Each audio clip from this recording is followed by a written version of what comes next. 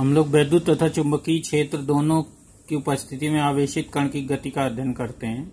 इसी में वेग फिल्टर के बारे में जानेंगे। तो दोनों क्षेत्रों की उपस्थिति में अर्थात वैद्युत क्षेत्र और चुंबकीय क्षेत्र की उपस्थिति में आवेशित कण पर जो बल लगता है गति करने के दौरान उसको कहते हैं लॉरेंज बल। तो लॉरेंज बल वेक्टर एफ बराबर होता है vector F E plus vector F M, जहाँ पर एफ ई वैद्युत बल है और एफ एम चुंबकीय बल है। अब यदि आवेशित कण पर क्यू आवेश हो और वी वेग से गतिमान हो तो एफ ई की जगह क्यू ई लिखते हैं वेक्टर ई, और एफ एम की जगह Q vector V cross vector B, तो क्यू को बाहर लिख लिया यहाँ पर।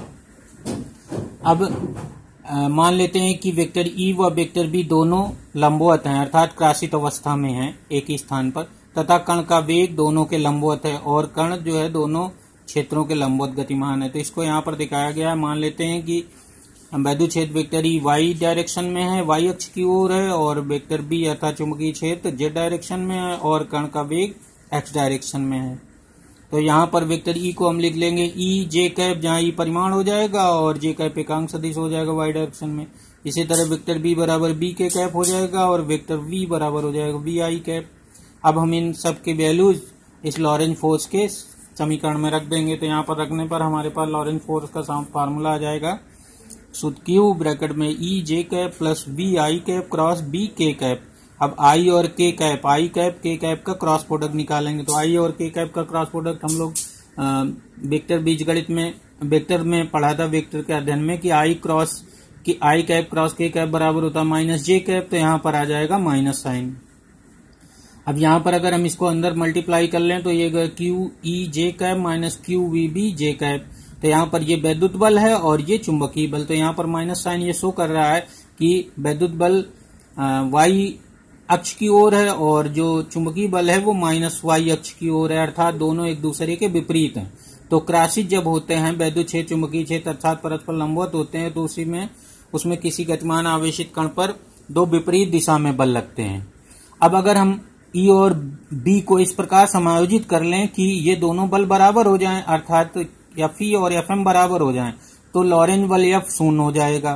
तो यहाँ पर लिखा हुआ है। तो शून्य होने की स्थिति पर वह आवेशित कण बिना विक्षेपित हुए अर्थात ऋजुरेखीय पथ पर गति करेगा। तो बिना विक्षेपित गमन के दौरान गमन की स्थिति में क्यू ई बराबर क्यू वी बी होगा अर्थात वैद्युत बल और चुंबकीय बल बराबर हो जाएंगे। तो वी बराबर आ जाएगा ई बाई बी। तो इस प्रकार जो कण का वेग होगा वह दोनों क्षेत्रों के अर्थात वैद्युत क्षेत्र और चुंबकीय क्षेत्र के अनुपात के बराबर होगा। अब इसका उपयोग देखिए।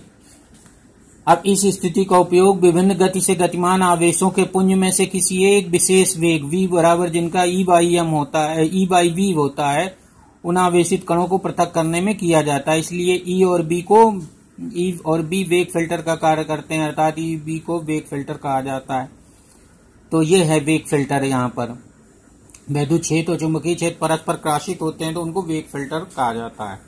अब यहाँ पर और समझिए, ई बाई वी अनुपात जो है जिसको वेग कहा जाता है, इस वेग वाले आवेशित कण उनका आवेश कुछ भी हो, द्रव्यमान कुछ भी हो, लेकिन अगर उनका वेग ई और बी के अनुपात के बराबर है तो वह क्रॉसित चुंबकीय क्षेत्र और वैद्युत क्षेत्र में बिना विक्षेपित हुए गुजरते हैं। तो इस वेग फिल्टर के माध्यम से जे टॉमसन ने इलेक्ट्रॉन के आवेश द्रव्यमान अनुपात ई बाई एम को ज्ञात किया इस वेग फिल्टर के माध्यम से।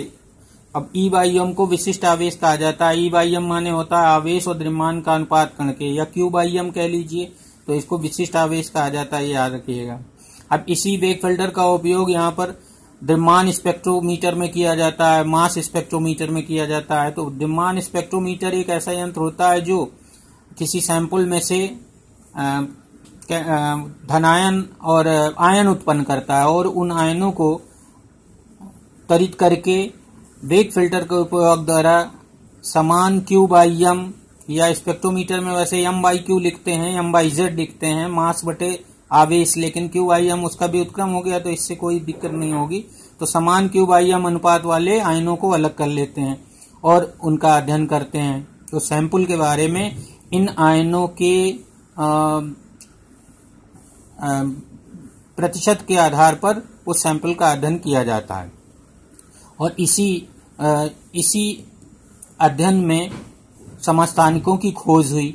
तो समस्थानिकों की खोज इस प्रकार हुई कि जब एक ही सैंपल लिया गया और उनमें आयन उत्पन्न किए गए और उन आयनों को जब वेग फिल्टर के माध्यम से अलग किया गया तो क्यू/एम के रेशियो के जो आयन थे वो कई रेशियो मिले, क्यू/एम अलग अलग मिले। तो इस आधार पर यह निष्कर्ष निकाला गया कि एक ही सैंपल में यानी एक ही तत्व में ऐसे परमाणु उपस्थित हैं जिन पर आवेश तो समान है परंतु उनके द्रव्यमान अलग अलग हैं। ऐसे परमाणुओं को कहा जाता है समस्थानिक। इस प्रकार इसी द्रव्यमान स्पेक्ट्रोमीटर के द्वारा समस्थानिकों की खोज हुई।